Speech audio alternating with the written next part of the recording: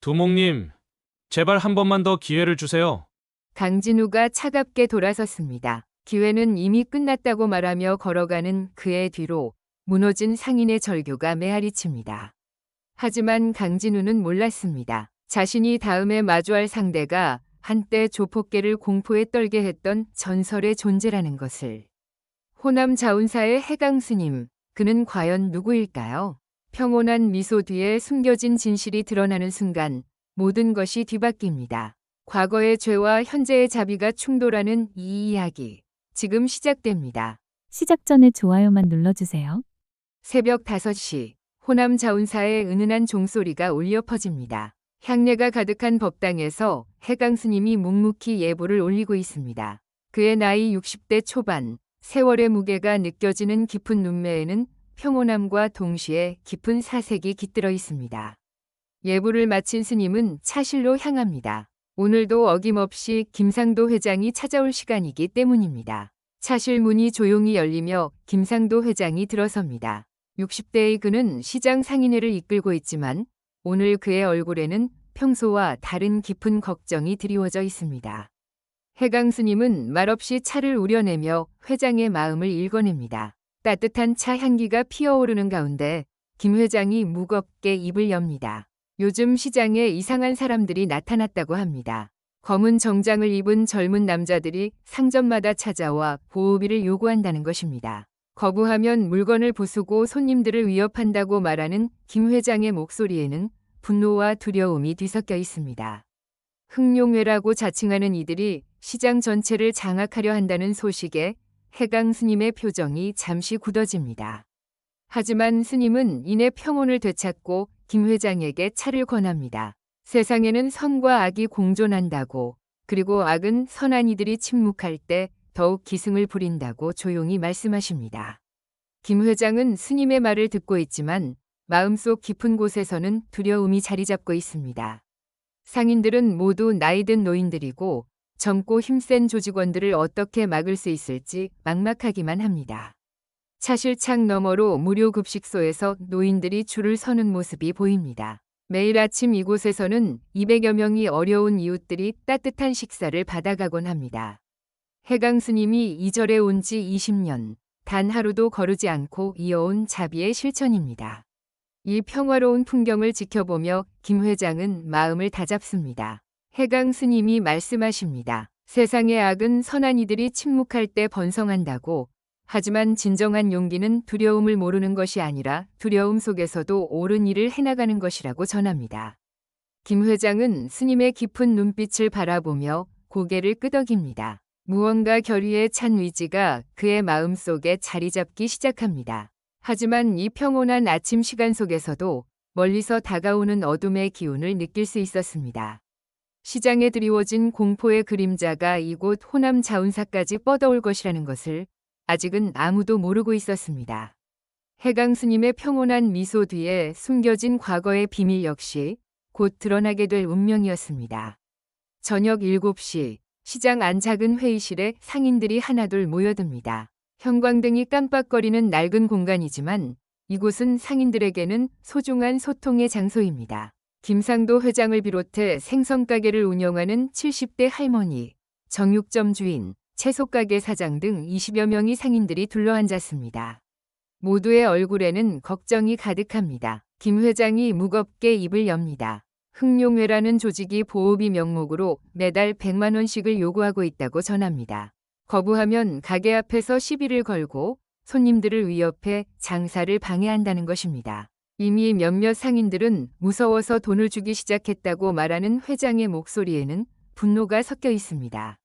생선가게 할머니가 떨리는 목소리로 말합니다. 어제 젊은 남자 셋이 와서 생선을 바닥에 다 쏟아버렸다고.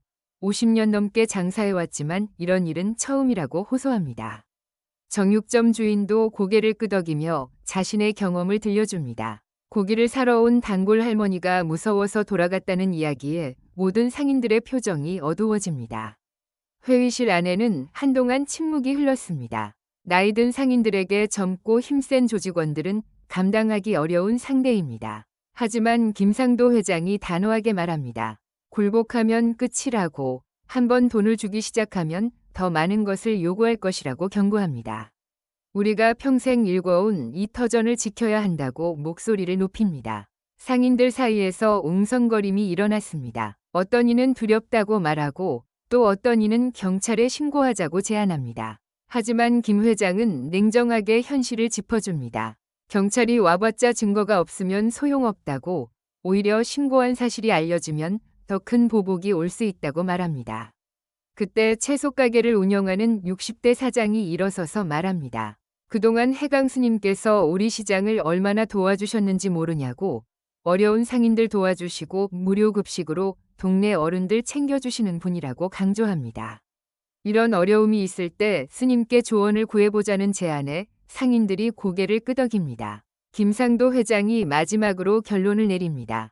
흑룡회의 요구는 절대 받아들일 수 없다고, 우리 모두 단결해서 이 어려움을 극복해보자고 다짐합니다. 상인들은 하나 둘 손을 들어 동의 의사를 표현합니다.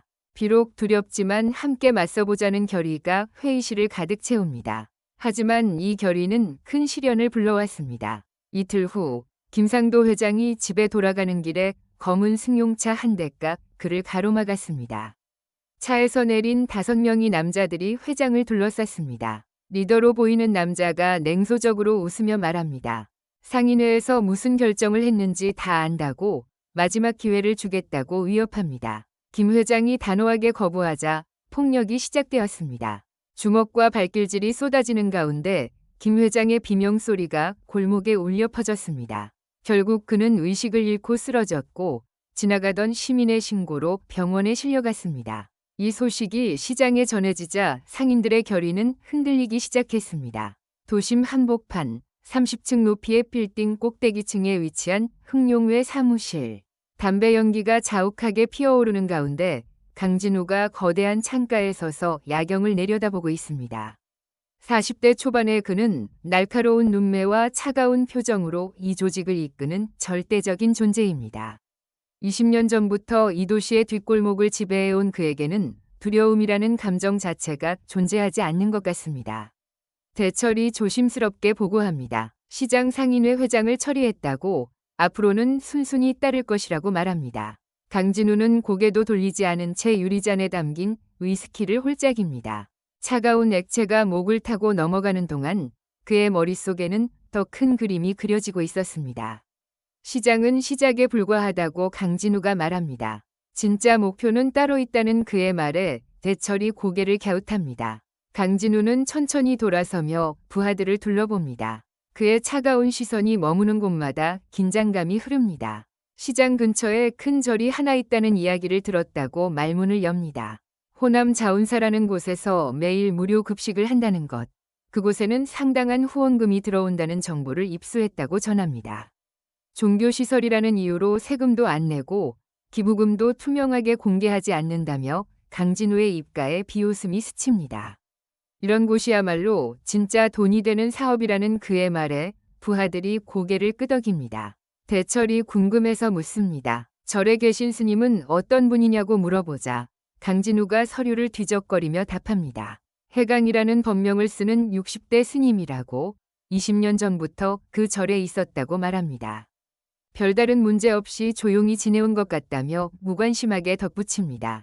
하지만 강진우의 계산은 차갑고 정확했습니다. 시장을 완전히 장악한 다음에는 그 절까지 손에 넣어야 한다고 말합니다. 종교시설이라는 외피 아래에 숨어있는 돈의 흐름을 파악하고 필요하다면 그곳도 자신들의 영향력 아래 두겠다는 의도를 드러냅니다. 부하들은 두목의 치밀한 계획에 감탄합니다. 창밖으로 보이는 도시의 불빛들이 강진우의 야망만큼이나 반짝입니다. 그는 이 도시에서 건드릴 수 없는 곳은 없다고 생각합니다. 권력과 돈이면 무엇이든 굴복시킬 수 있다는 것이 그의 철학입니다. 지금까지 그 방식으로 성공해왔고 앞으로도 그럴 것이라고 확신합니다. 대철에게 지시합니다. 내일 그 절에 가서 관리비를 요구하라고, 거부하면 적당히 압박을 가하되 아직은 큰일은 벌이지 말라고 당부합니다. 상대가 어떤 반응을 보이는지 먼저 파악해보겠다는 신중함을 보입니다. 경험이 많은 강진우는 섣불리 행동하기보다는 상황을 정확히 읽고 움직이는 것을 선호합니다. 부하들이 하나둘 자리를 떠나고 강진우 혼자 남았습니다. 그는 다시 창가에 서서 멀리 보이는 호남 자운사 방향을 바라봅니다. 아직 그는 몰랐습니다. 자신이 상대하려는 그 평범해 보이는 스님이 과거 조폭계를 공포에 떨게 했던 전설적인 존재라는 것을. 곧 일어날 충돌이 그의 인생을 완전히 바꿔놓게 될 것이라는 사실도 전혀 예상하지 못하고 있었습니다. 다음 날 오후 호남 자운사에는 평소와 같은 고요함이 흘렀습니다. 무료 급식을 마친 노인들이 하나둘 집으로 돌아가고 해강 스님은 차실에서 경전을 읽고 계셨습니다. 창밖으로는 따뜻한 햇살이 들어와 스님의 온화한 얼굴을 비춥니다. 그때 사찰 입구에서 소란스러운 소리가 들려왔습니다. 검은 승용차 2대가 사찰 마당에 거칠게 들어섰습니다. 차에서 내린 6명의 남자들, 그 선두에 선 대철의 얼굴에는 오만한 미소가 번져 있습니다. 평소 절에 출입하던 할머니들이 무서워서 발걸음을 재촉하는 모습이 보입니다. 대철은 이런 분위기를 즐기는 듯 천천히 법당을 향해 걸어갑니다. 해강 스님이 차실 문을 열고 나오십니다. 그의 표정은 여전히 평온하지만 눈빛 깊숙한 곳에서는 상황을 파악하는 예리함이 번뜩입니다. 대철과 부하들이 법당 앞에 도착하자 스님은 조용히 합장 인사를 올립니다. 이런 정중한 태도의 대철은 오히려 당황스러워합니다. 대철이 거만하게 말합니다. 이 근처 상권을 관리하고 있는 흑룡회에서 왔다고 자신을 소개합니다. 종교시설이라고 해서 예외는 없다며 매달 관리비 명목으로 200만 원을 내야 한다고 요구합니다. 안전하게 법회를 진행하고 신도들을 보호받고 싶다면 협조하는 것이 좋겠다고 협박조로 덧붙입니다. 해강 스님은 잠시 침묵했다가 부드럽게 대답합니다. 차실로 들어가서 차 한잔하며 이야기하자고 제안합니다. 이런 예상 밖의 반응에 대철은 어리둥절하지만 스님을 따라 차실로 들어갑니다. 부하들은 문 밖에서 대기하며 주변을 경계합니다. 차실에서 해강 스님이 정성스럽게 차를 우려냅니다. 은은한 향이 피어오르는 가운데 스님의 손길에는 흔들림이 없습니다. 대철에게 차를 권하며 말씀하십니다. 이 절에서는 20년째 어려운 이웃들에게 무료 급식을 제공하고 있다고, 후원금은 모두 그런 일에 쓰인다고 설명합니다. 대철이 비웃으며 대답합니다. 그런 이야기는 관심 없다고, 보호비는 내야 한다고 고집을 부립니다. 해강 스님은 여전히 평온한 목소리로 말씀하십니다. 진정한 보호는 대가를 요구하지 않는다고, 부처님의 자비는 조건이 없다고 전합니다. 이런 말에 대철의 인내심이 바닥나기 시작합니다. 대철이 자리에서 일어나 목소리를 높입니다. 좋은 말로 할 때 알아들으라고, 거부하면 어떻게 되는지 시장에서 봤을 것이라고 위협합니다. 해강 스님은 여전히 앉아서 차를 마시며 대답합니다. 폭력으로는 아무것도 해결되지 않는다고, 마음의 평화만이 진정한 해답이라고 말씀하십니다. 창밖에서는 무료 급식소에서 설거지를 하는 봉사자들의 모습이 보입니다. 평범한 일상이 계속되는 가운데 이 대치 상황이 이상하게 느껴집니다. 해강 스님의 침착함과 대철의 분노가 대조를 이룹니다. 분위기는 점점 팽팽해지고 있었습니다. 대철이 마지막 통보를 합니다. 3일 안에 답을 달라고, 그때까지 돈을 준비하지 않으면 후회할 것이라고 경고합니다. 해강 스님은 고개를 끄덕이며 평온하게 대답합니다. 3일 후에 다시 오라고, 그때 분명한 답을 드리겠다고 약속합니다. 대철은 스님의 태도가 이상하다고 느끼면서도 일단 물러섭니다. 하지만 그는 곧 다시 이곳에서 더 큰 충격을 받게 될 것입니다. 3일이 지난 후 대철은 더 많은 부하들과 함께 호남 자운사를 찾았습니다. 이번에는 8명의 조직원들이 함께했고 그들의 표정에는 강경한 의지가 드러나 있었습니다. 오후 2시경 법당에서는 노인 신도들이 기도를 올리고 있었는데 이들의 갑작스러운 등장에 경건한 분위기가 깨졌습니다. 대철이 법당 안으로 거침없이 들어섭니다. 신발도 벗지 않은 채 신성한 공간을 더럽히며 큰 소리로 해강 스님을 부릅니다. 기도 중이던 할머니들이 놀라서 뒤돌아보지만 대철은 개의치 않고 계속 소리를 지릅니다. 답을 들으러 왔다고, 돈을 준비했는지 확인하겠다고 위협적으로 말합니다. 해강 스님이 불단 앞에서 천천히 일어나십니다. 여전히 평온한 표정으로 대철을 바라보시며 조용히 말씀하십니다. 이미 답은 정해져 있다고, 이 절에서는 어떤 보호비도 낼 수 없다고 단호하게 거부합니다. 신도들을 위협하는 것은 중단하라고 부드럽지만 확고하게 요청합니다. 대철의 얼굴이 순식간에 붉어집니다. 그는 부하들에게 눈짓을 하며 법당 안의 경전들을 바닥에 던지기 시작합니다. 오랜 세월 정성껏 보관되어 온 불경들이 찢어지고 훼손되는 모습에 할머니들이 울음을 터뜨립니다. 하지만 해강 스님은 여전히 움직이지 않으시며 상황을 지켜보고 계십니다. 그때 김상도 회장이 절 안으로 뛰어들어왔습니다.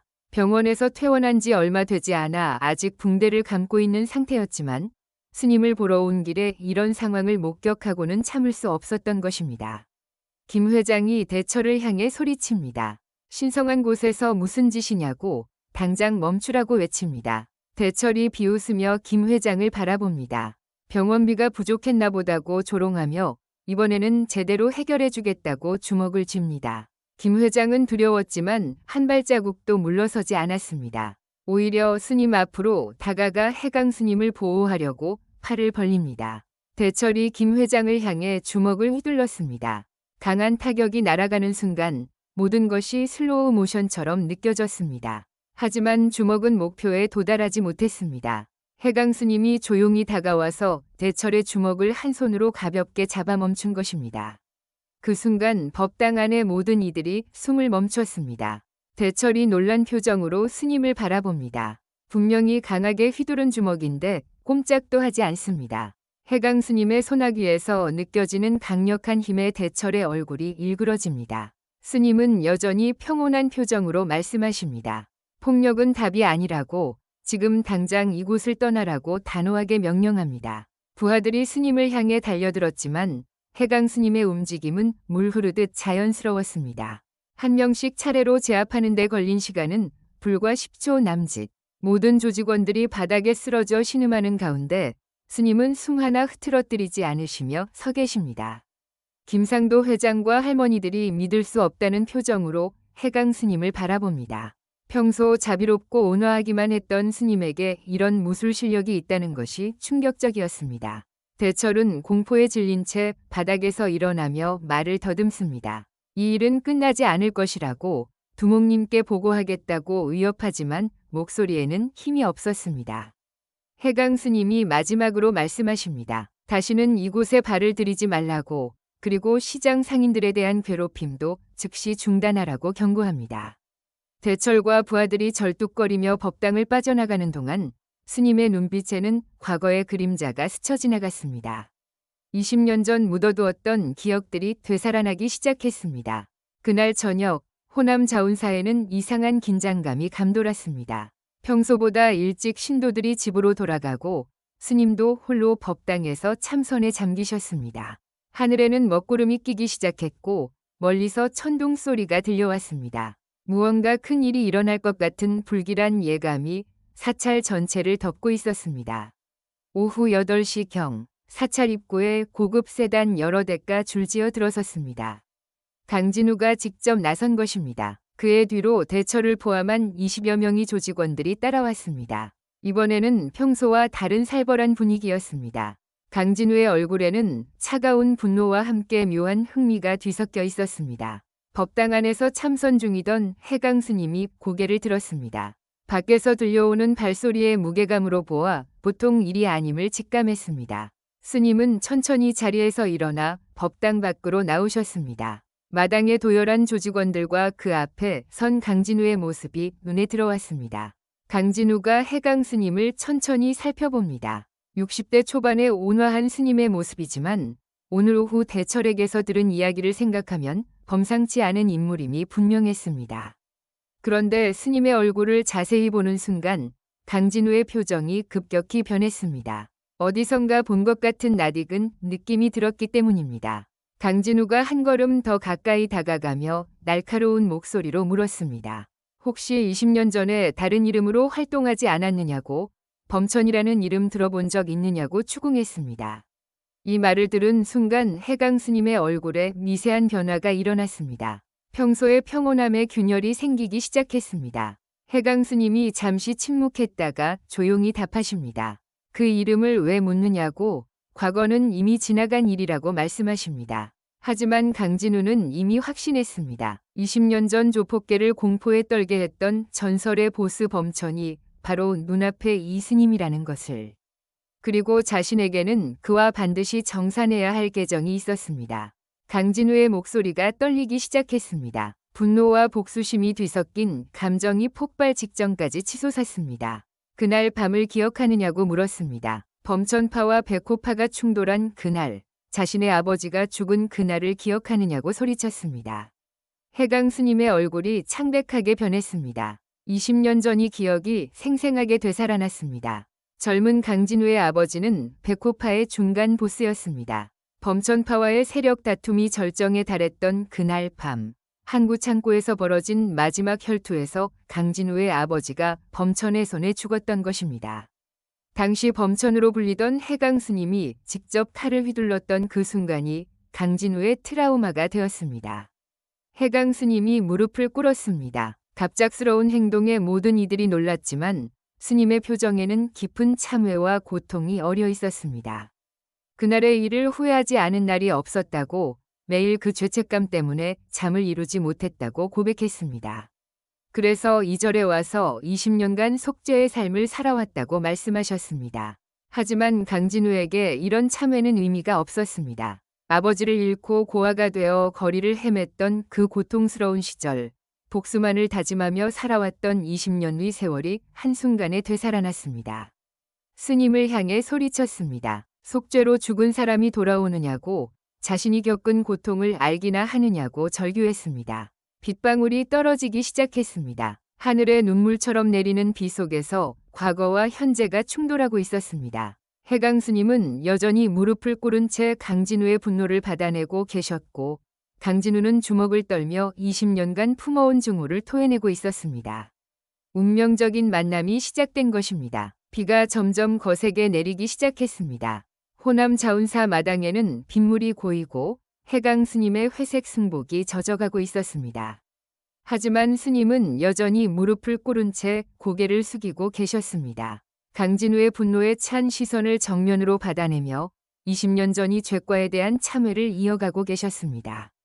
강진우가 주머니에서 무언가를 꺼냈습니다. 번쩍이는 칼날이 빗방울에 반사되어 더욱 차갑게 빛났습니다. 아버지의 유품이라고 말하는 그의 목소리는 떨리고 있었습니다. 20년 동안 이 순간만을 기다려왔다고, 복수할 때가 왔다고 중얼거렸습니다. 조직원들도 긴장한 채 상황을 지켜보고 있었습니다.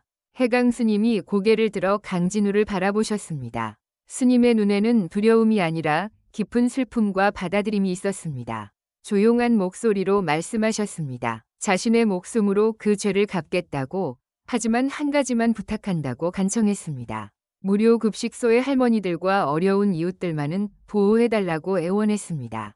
강진우의 손이 더욱 심하게 떨렸습니다. 복수를 다짐하며 살아온 20년이었지만 막상 그 순간이 오니 마음이 복잡해졌습니다. 아버지의 원수를 갚는다는 일념으로 여기까지 왔지만 무릎 꿇고 참회하는 스님의 모습에서 예상치 못한 진정성을 느꼈기 때문입니다. 그때 김상도 회장이 뛰어들어왔습니다. 비에 흠뻑 젖은 채 스님 앞을 가로막으며 강진우에게 소리쳤습니다. 스님이 무슨 잘못을 했다고 이러느냐고, 20년간 이 동네를 위해 얼마나 많은 일을 하셨는지 모르느냐고 항변했습니다. 하지만 강진우는 김 회장을 한번 노려보더니 다시 스님에게 시선을 고정했습니다. 해강 스님이 김 회장을 제지하며 말씀하셨습니다. 이것은 자신이 해결해야 할 일이라고, 과거의 죗값을 치러야 한다고 담담하게 받아들이셨습니다. 그리고 강진우에게 말씀하셨습니다. 내 아버지의 죽음, 모두 내 책임이라고, 내 목숨으로 갚겠다고 다시 한번 다짐하셨습니다. 강진우가 칼을 들어 올렸습니다. 하지만 그의 팔은 공중에서 멈춘 채 내려오지 않았습니다. 아버지의 복수라는 명분과 눈앞에서 진심으로 참회하는 스님의 모습 사이에서 극도의 갈등을 겪고 있었습니다. 어린 시절부터 품어온 증오와 복수심이 흔들리기 시작했습니다. 법당에서 나온 할머니들이 우산도 쓰지 않은 채 스님을 걱정하며 다가왔습니다. 20년간 스님의 자비로운 보살핌을 받아온 이들이었습니다. 그들의 울음소리와 간절한 호소가 빗소리와 함께 마당을 가득 채웠습니다. 강진우는 이런 모습을 보며 더욱 혼란스러워했습니다. 대철이 조심스럽게 다가와 속삭였습니다. 두목님, 결정을 내리셔야 한다고 조직원들이 모두 보고 있다고 귀띔했습니다. 하지만 강진우는 여전히 칼을 내릴 수 없었습니다. 복수를 완성하는 것과 진정한 용서 사이에서 흔들리는 자신을 발견했습니다. 해강 스님이 마지막으로 말씀하셨습니다. 자신을 용서하라는 것이 아니라고, 다만 증오의 사슬을 끊고 새로운 길을 찾아보라고 간청하셨습니다. 복수는 또 다른 복수를 낳을 뿐이라고, 그 길의 끝에는 파멸밖에 없다고 경고하셨습니다. 강진우의 눈에서 눈물이 흘러내렸습니다. 비인지 눈물인지 구분할 수 없을 정도로 많은 것들이 뒤섞여 있었습니다. 한 달 후, 겨울에 첫눈이 내리던 날이었습니다. 호남 자운사의 무료 급식소는 여느 때와 다름없이 분주했지만 그 안에는 특별한 변화가 있었습니다. 검은 정장 대신 소박한 작업복을 입은 강진우가 앞치마를 두르고 할머니들에게 밥을 퍼주고 있었던 것입니다. 그날 밤 빗속에서 벌어진 대치 이후 강진우는 며칠간 깊은 고민에 빠졌었습니다. 복수를 포기한다는 것은 지난 20년의 삶을 부정하는 일이었지만 해강 스님의 진심 어린 참회와 주변 사람들의 간절한 호소를 무시할 수도 없었습니다. 결국 그는 새로운 선택을 했습니다. 증오의 사슬을 끊고 용서의 길을 택한 것입니다. 강진우가 조직원들에게 선언했습니다. 흑룡회를 해산한다고, 앞으로는 다른 방식으로 살아가겠다고 말했습니다. 처음에는 믿을 수 없어 하던 부하들도 두목의 확고한 의지를 확인하고는 하나둘 새로운 길을 찾아 떠났습니다. 대철 역시 고향으로 돌아가 정직한 일을 찾기로 결심했습니다. 무료 급식소에서 강진우는 서툰 솜씨로 밥을 퍼주며 할머니들과 대화를 나눕니다. 처음에는 어색했지만 시간이 지나면서 자연스러워졌습니다. 평생 주먹으로만 살아온 그에게는 이런 평범한 일상이 신선한 경험이었습니다. 누군가를 위협하는 대신 도움을 주는 삶의 의미를 조금씩 깨달아가고 있었습니다. 김상도 회장도 완전히 회복되어 시장 일에 복귀했습니다. 흑룡회의 위협이 사라진 후 시장에는 다시 평화가 찾아왔고 상인들도 안심하고 장사를 할 수 있게 되었습니다. 회장은 가끔 저를 찾아와 강진우와 함께 봉사활동을 하며 과거의 적이었던 그가 변화하는 모습을 지켜보고 있습니다. 해강 스님은 여전히 평온한 일상을 이어가고 계십니다. 매일 새벽 예불을 올리고 무료 급식소를 운영하며 어려운 이웃들을 돌보는 자비로운 삶을 계속하고 계십니다. 하지만 20년간 가슴에 묻어두었던 죄책감에서 어느 정도 해방된 것 같은 평안함이 그의 얼굴에 드러나고 있습니다. 어느 날 저녁, 강진우가 차실에서 해강 스님과 마주 앉아 차를 마시고 있었습니다. 두 사람 사이에는 더 이상 적대감이 없었습니다. 과거의 상처는 여전히 남아있지만 그것을 증오의 원료로 사용하는 대신 성장의 밑거름으로 만들어가고 있었습니다. 강진우가 조용히 말했습니다. 아버지가 살아계셨다면 지금의 자신을 어떻게 생각하셨을지 궁금하다고, 아마 복수보다는 용서를 선택한 것을 자랑스러워하셨을 것 같다고 털어놓았습니다. 해강 스님은 고개를 끄덕이며 답하셨습니다. 진정한 용기는 복수가 아니라 용서에서 나온다고, 강진우가 보여준 용기가 정말 대단하다고 격려해 주셨습니다. 창밖으로는 눈이 계속 내리고 있었습니다. 하얀 눈이 모든 것을 덮으며 새로운 시작을 알리는 것 같았습니다. 호남 자운사에는 진정한 평화가 자리 잡았고 과거의 원수였던 두 사람은 이제 서로를 이해하고 받아들이는 동반자가 되었습니다. 강진우가 마지막으로 다짐했습니다. 이제는 남을 지키며 살겠다고, 아버지의 이름을 욕되게 하지 않는 삶을 살겠다고 약속했습니다. 해강 스님은 따뜻한 미소로 그의 결심을 응원해 주셨습니다. 진정한 구원은 남을 용서할 때가 아니라 스스로를 용서할 때 시작된다는 것을 두 사람 모두 깨닫게 된 순간이었습니다. 무료 급식소에서 들려오는 할머니들의 웃음소리와 함께 호남 자운사에는 새로운 희망의 이야기가 시작되고 있었습니다. 오늘 사연은 여기까지입니다. 좋아요와 구독 부탁드리고 오늘도 행복한 하루 보내세요.